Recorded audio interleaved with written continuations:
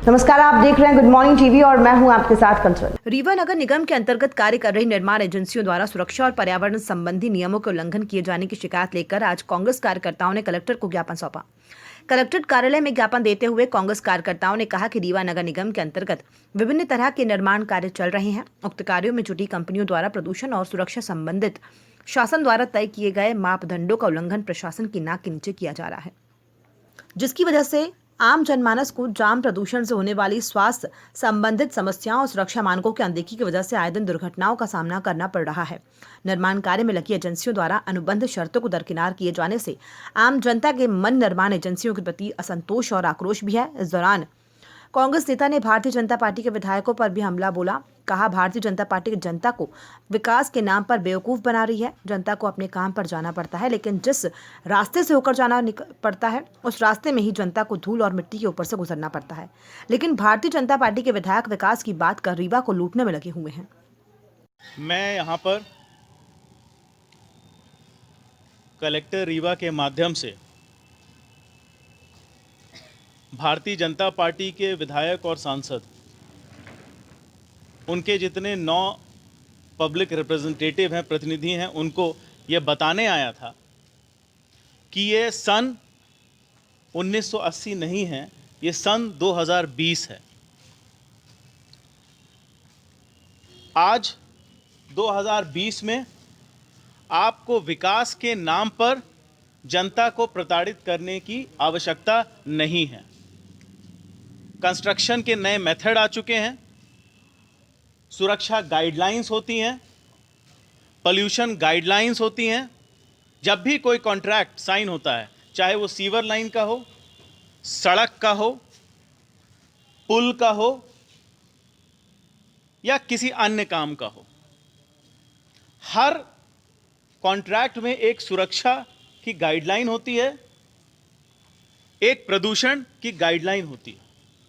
आप सबको विदित है, ये जो सड़क, जो सबसे मुख्य सड़क हमारी है रीवा की, इसमें इस समय 2 ब्रिज बन रहे हैं, सीवर का काम चालू हुआ है, सड़क बन रही है।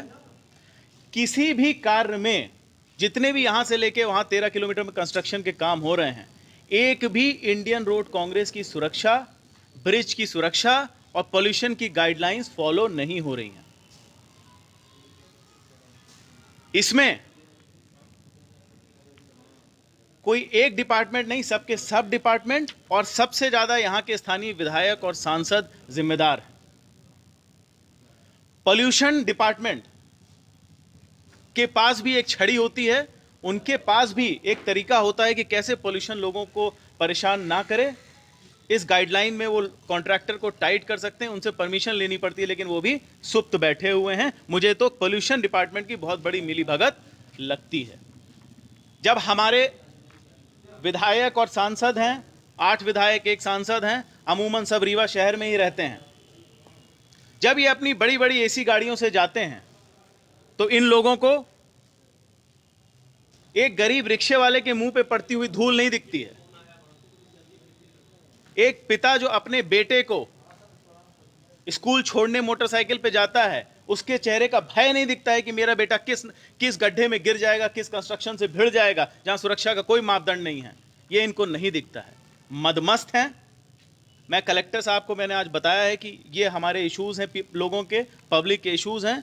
आप इसको हफ्ते 10 दिन में ठीक करें। अगर नहीं ठीक करते हैं तो मैं और पूरी कांग्रेस पार्टी सड़क पर उतरेंगे और प्रजातंत्र की जो सड़क में लड़ाई होती है वो हम पूरे तरीके से लड़ेंगे। कांग्रेस द्वारा इसी सड़क को लेकर क्या समस्या है?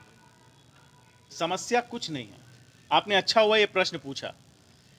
जितने भी यहाँ पे ठेकेदार रीवा में हैं, वो सब या तो भारतीय जनता पार्टी के किसी नेता के चेले हैं या तो उनके रिश्तेदार हैं। सुरक्षा गाइडलाइन अगर वो फॉलो करेंगे, प्रदूषण गाइडलाइन अगर वो फॉलो करेंगे, तो उनको वो कॉस्ट लगानी पड़ेगी। उनको फायदा पहुंचाने के लिए मैं आरोप लगा रहा हूं भारतीय जनता पार्टी के विधायक और सांसद पर। अपने मित्र ठेकेदारों को, मामा एंटरप्राइज के जो ठेकेदार हैं, इनको फायदा पहुंचाने के लिए सुरक्षा और प्रदूषण की गाइडलाइंस को ताक पे रखा जाता है। इस खबर में फिलहाल इतना ही, और भी खबरों के अपडेट्स के लिए आप निरंतर बने रहिए गुड मॉर्निंग टीवी के साथ। नमस्कार।